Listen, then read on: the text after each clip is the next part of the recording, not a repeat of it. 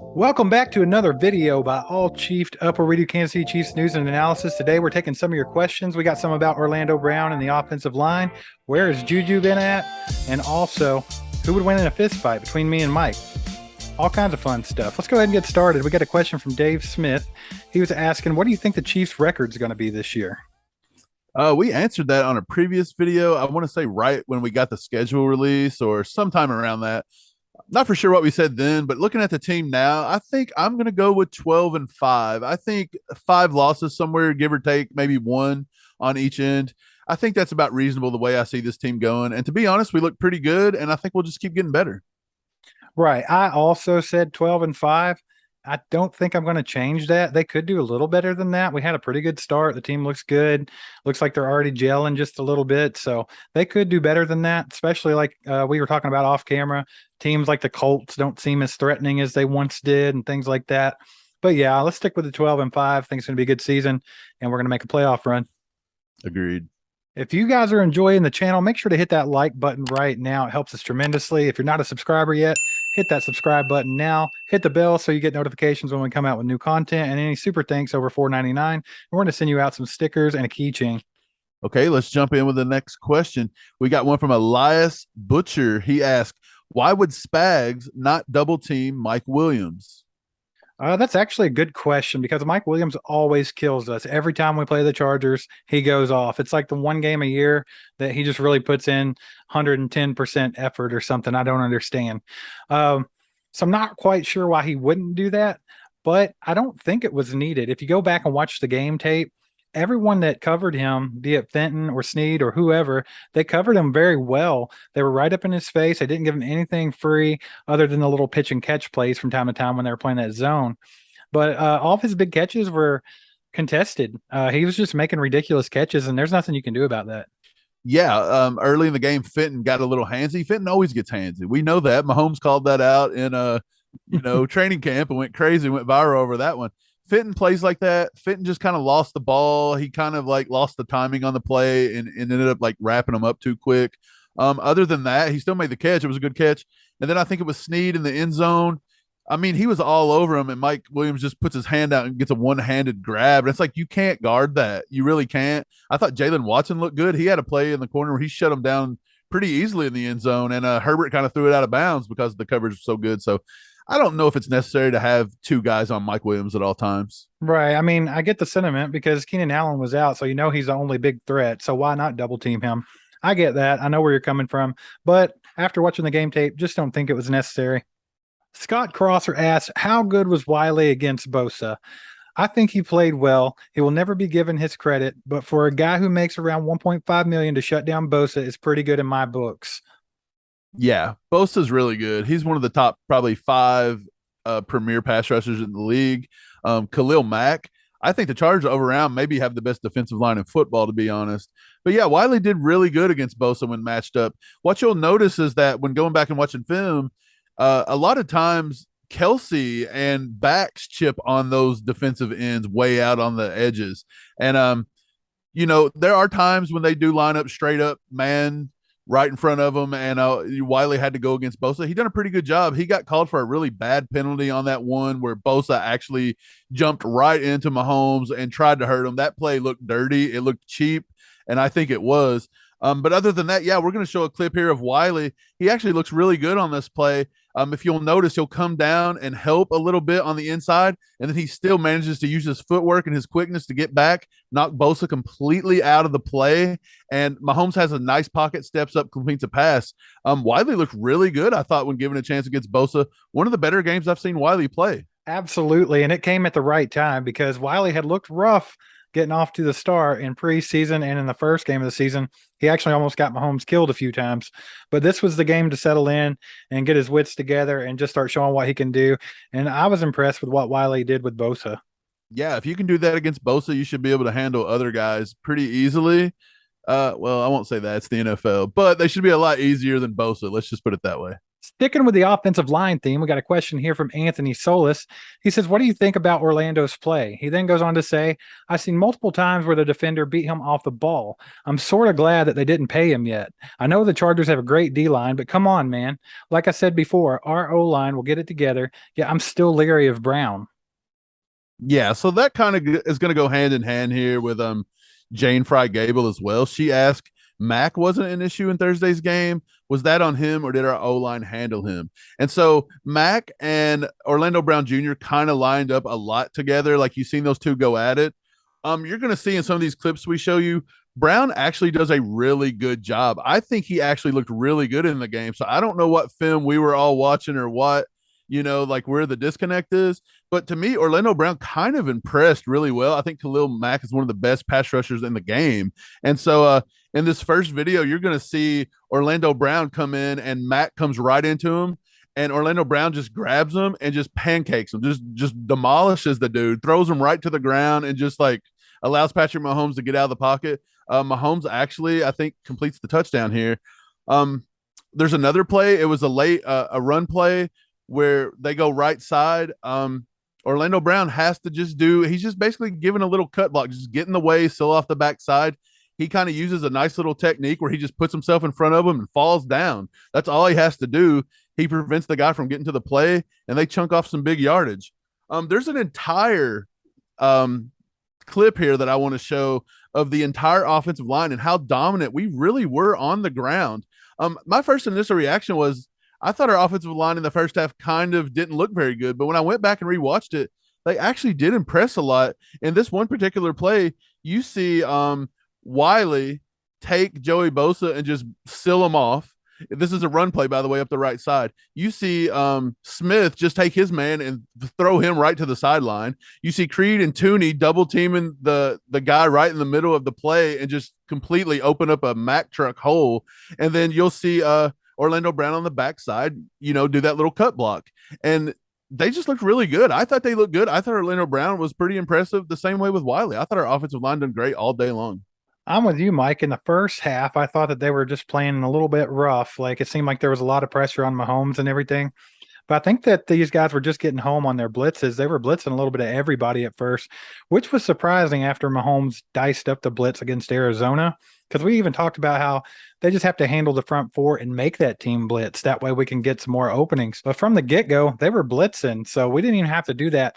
So all the pressure, I think, was created just by a good defensive scheme. But if you go back and look, the offensive line actually handled it all very well. Granted, it looked a lot better in the second half than it did the first half, but I think that was just getting comfortable and making the adjustments they needed to make at halftime.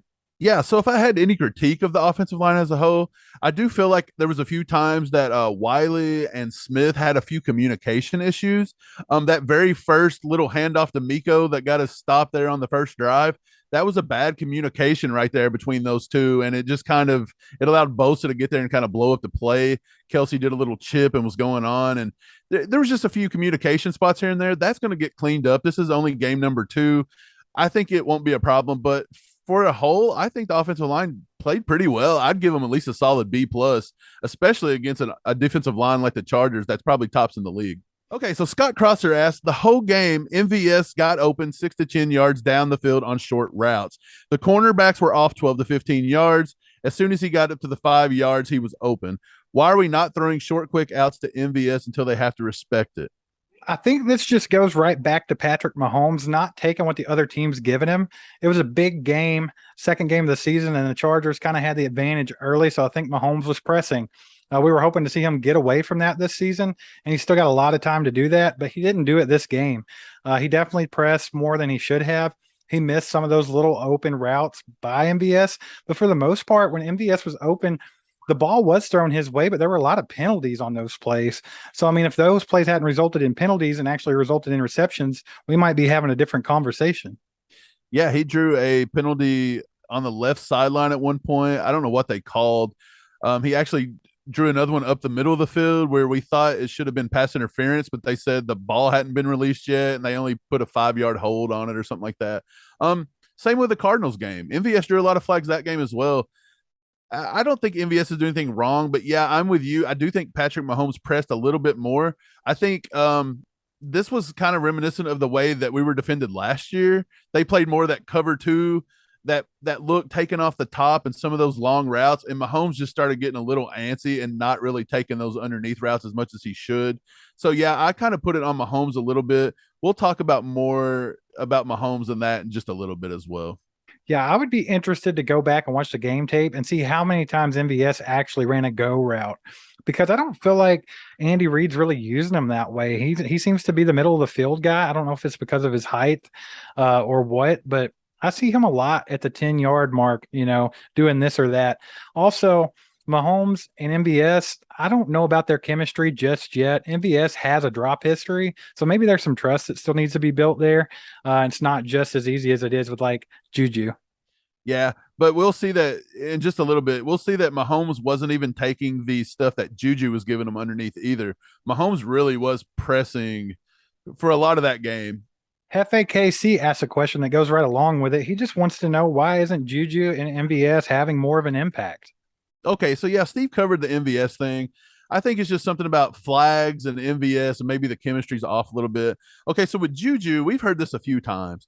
Why isn't Juju having a good season? This is a bad signing. I don't know what you guys were watching in the first game because Juju had a good day against the Cardinals, minus the fumble there at the end of the first half, but they didn't even capitalize with points, so not a big deal.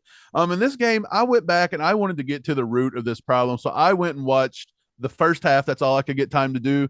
I watched the first half. I wanted to see what Juju ran, how he ran it, and I wanted to break down a little bit of film. In the first half, Juju only ran 14 passing routes. He ran 14 routes total. And out of those 14 routes, it was predominantly all out of the slot.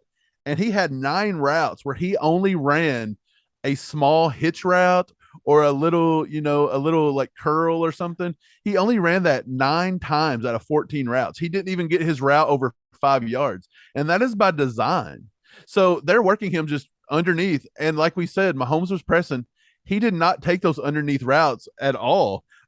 He only ran 2 go routes in the whole first half, 2 fly routes.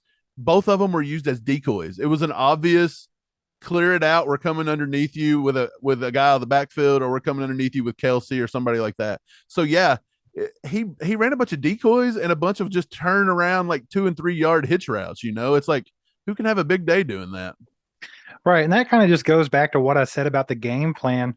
I'm not real sure what Andy Reid was going for in this game, but I don't think that he really designed many plays to get big chunks of yardage. It seemed like to me that he wanted Mahomes to take these short passes. It just wasn't happening. Okay, so let's just jump right into this play right here in particular. This is the play where Mahomes scrambles out of the pocket. He makes that miraculous throw to McKinnon in the end zone. It looks pretty. Everybody's happy. But if you watch the play, Juju lines up at the top of the field, and he runs this little, I want to say it's like almost a skinny post.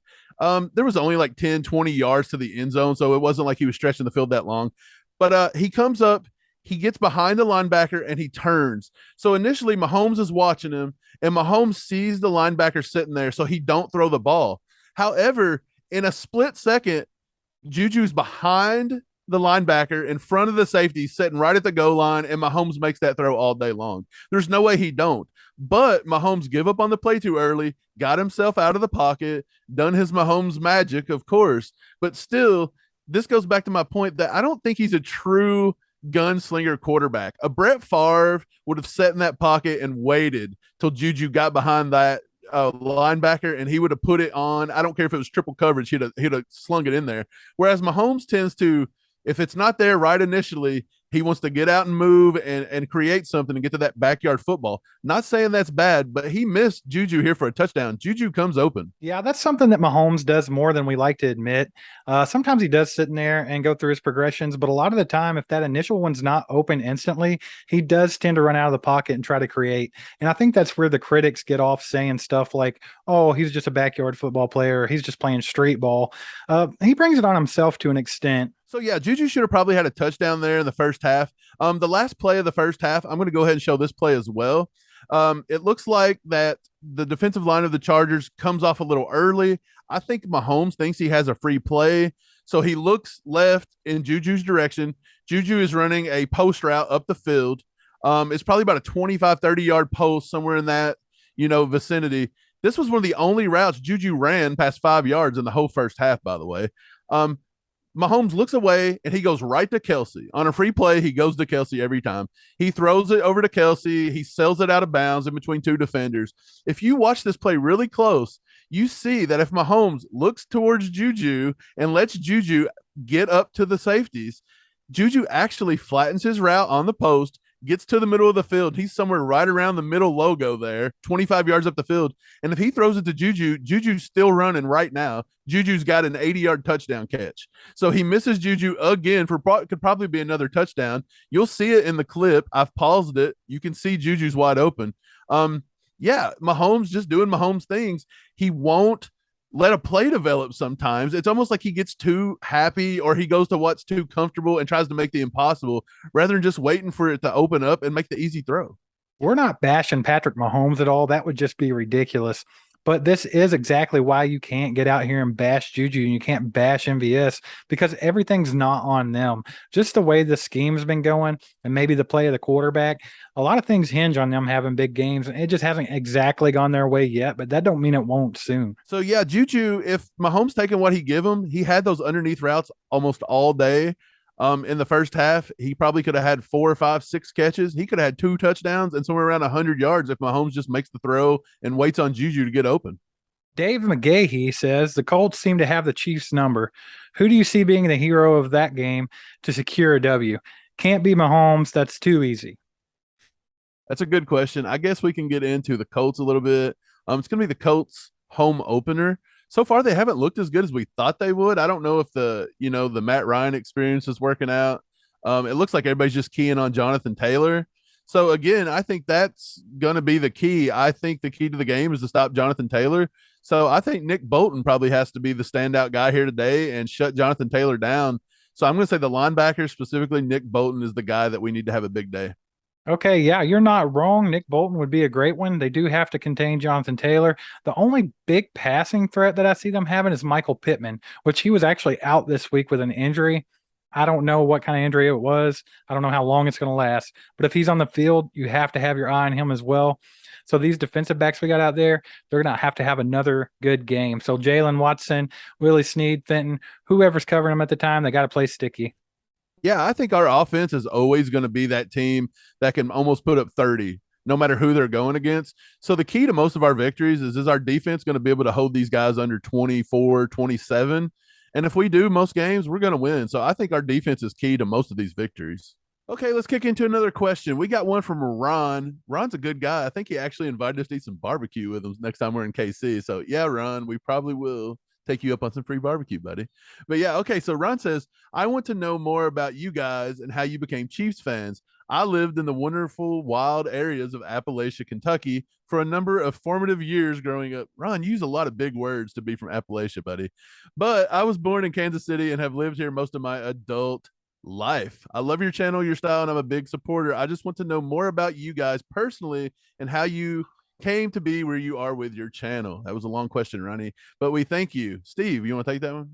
Yeah, so we're not mountain guys. We're not over from Appalachia. We're actually in Western Kentucky, so not the mountain guys here. But as far as I can remember, I heard my dad and my brother listening to the Kansas City Chiefs. I've heard Mitch Holtis over and over again as a child, just screaming in the other room. We didn't get to watch their games on television. We only had like the local channels. And since we're in Kentucky, we got stuck with Colts, we got stuck with the Bengals, or whoever was on the national spotlight at the time, a lot of Dallas and things like that. So a lot of the games were just spent listening to it. And that's how it was. Everybody just chilling, listening to the games. I started getting more into football and started tagging along with those two. And then shortly after, DirecTV started the Sunday Ticket, so we were able to watch these games. Obviously, we've been to Kansas City several times to games. We've been to games that are closer to us in Nashville and Indianapolis and Cincinnati.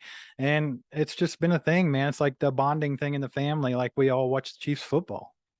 Yeah, so we had touched on this in a previous Q&A as well, but yeah, that's basically it. It was given to us from birth. It was handed down by our father, who has been a Chief fan since the 60s. And yeah, man, we just grew up loving it, listening to it on a computer, huddled around a computer, listening to Mitch Holtis. We went through all the 90s defenses. We went through the the Dick Vermeil era and the Trent Greens and the Priest Holmes, and we went through the crappy Brody Croyle years and the Todd Haley. Steve hates Todd Haley, by the way. I do. But yeah, we've seen it all, man. We've seen it all, and just big Chiefs fans. But yeah, we don't know nothing about those dudes over in the Appalachians. Okay, we got a question here by King Louie. He says, will the Chiefs get back to the Super Bowl this year, or will the Bills get revenge in the playoffs? King Louis, that is the question this year, actually. Early on, it looks like that's going to be the two teams that are duking it out for the AFC. Much like last season, I think the best two teams were the Chiefs and the Bills in the AFC last year. Of course, the Bengals creeped in and lucked their way into the Super Bowl somehow. That's still a mystery.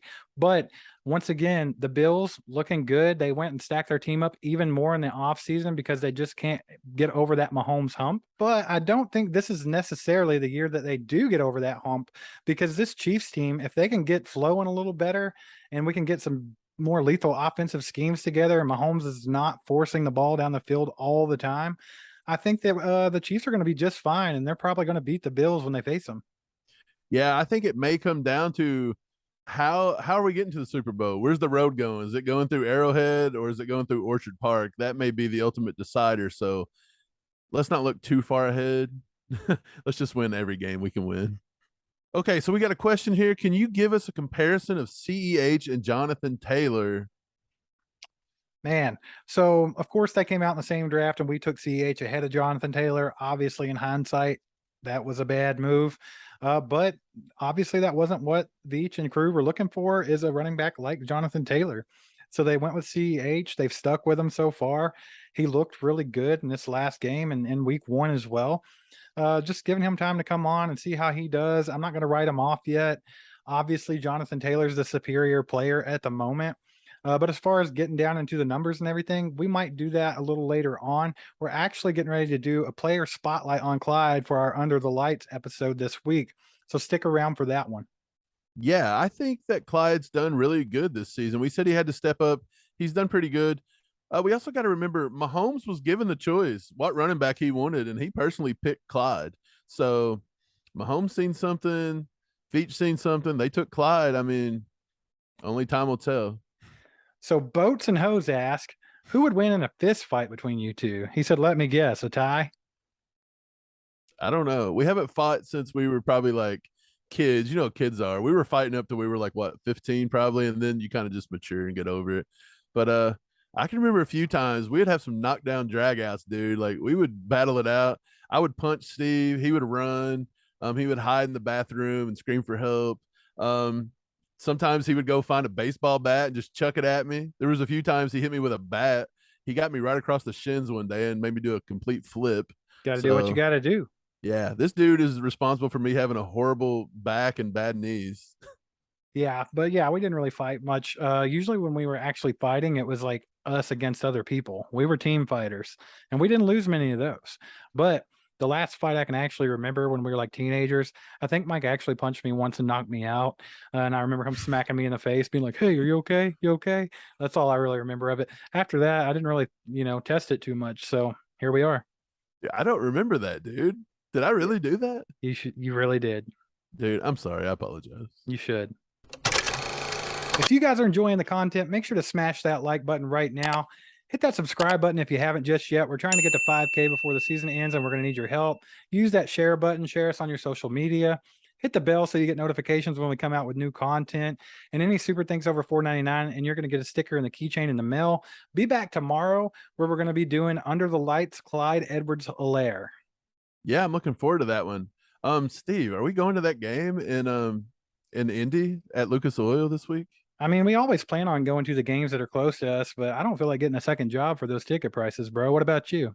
Me either. It's like $300 for some nosebleeds, and I don't want to pay that much money to watch Matt Ryan get demolished. Absolutely. I'd rather just sit on my couch and eat some good food and relax and not do all that walking and riding escalators for 2 hours to get to the top of Lucas Oil.